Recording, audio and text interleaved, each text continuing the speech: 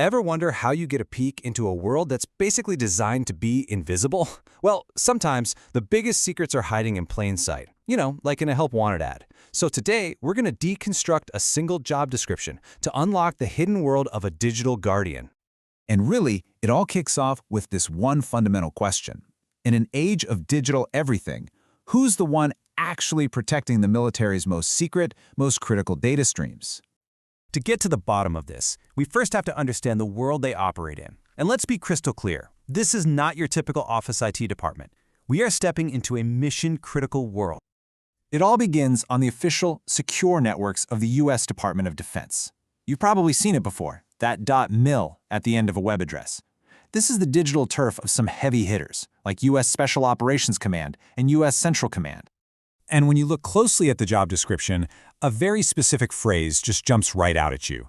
The goal is to ensure the stability and performance of CENTCOM's mission-critical IT systems.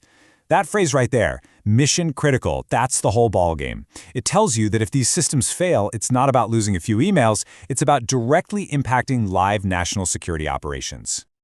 So what's the end game here? It's not just about keeping servers humming along. The job posting is incredibly direct about this. The ultimate goal is to enable the success of the warfighter. Every single line of code, every security patch has a straight line connecting it to people on the ground. So who gets handed this incredibly vital government mission? You might think it's a uniformed soldier, right? Well, not always. This is where we meet the private contractors, the digital hunters. The company that posted this job is named Venatore. And that name, well, it tells you just about everything you need to know. In Latin, it means hunter. So right away, this job isn't framed as passive maintenance, but as an active, relentless hunt for digital threats. And this isn't just some cool-sounding name. It's the foundation for their whole company philosophy, something they call the hunter ethos. It's basically their four-part creed. Track complexity, not noise, meaning focus on what really matters.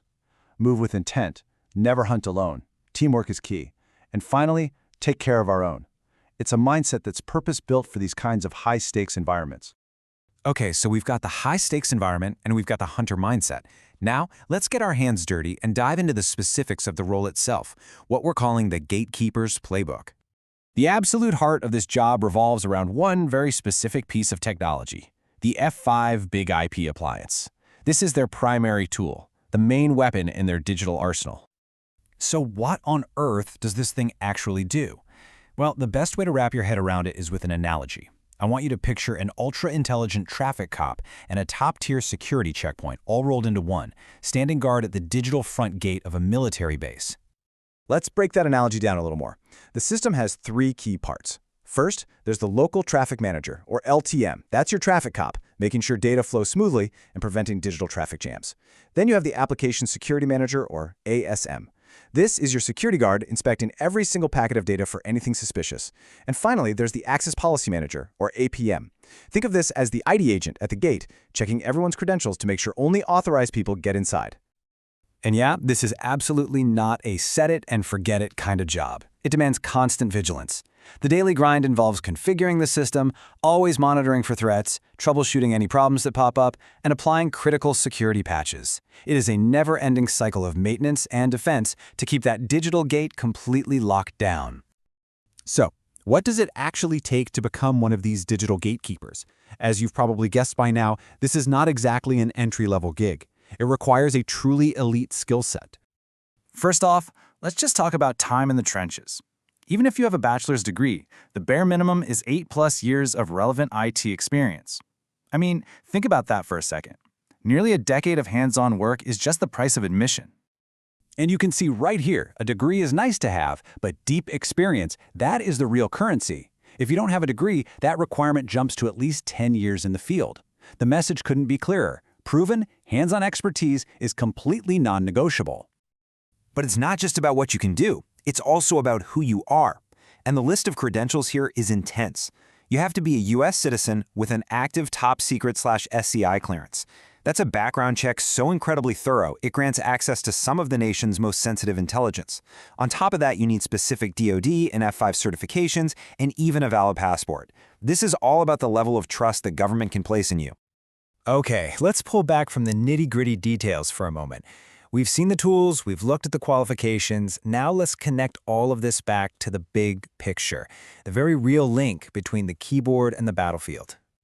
And this is really where it all just clicks into place. You take a task that sounds pretty routine, right? Performance tuning.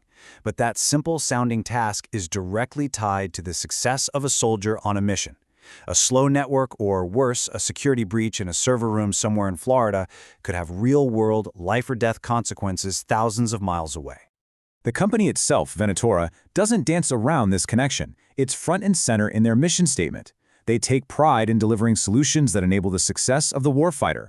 That one sentence just perfectly sums up the entire purpose of this highly specialized, critical role.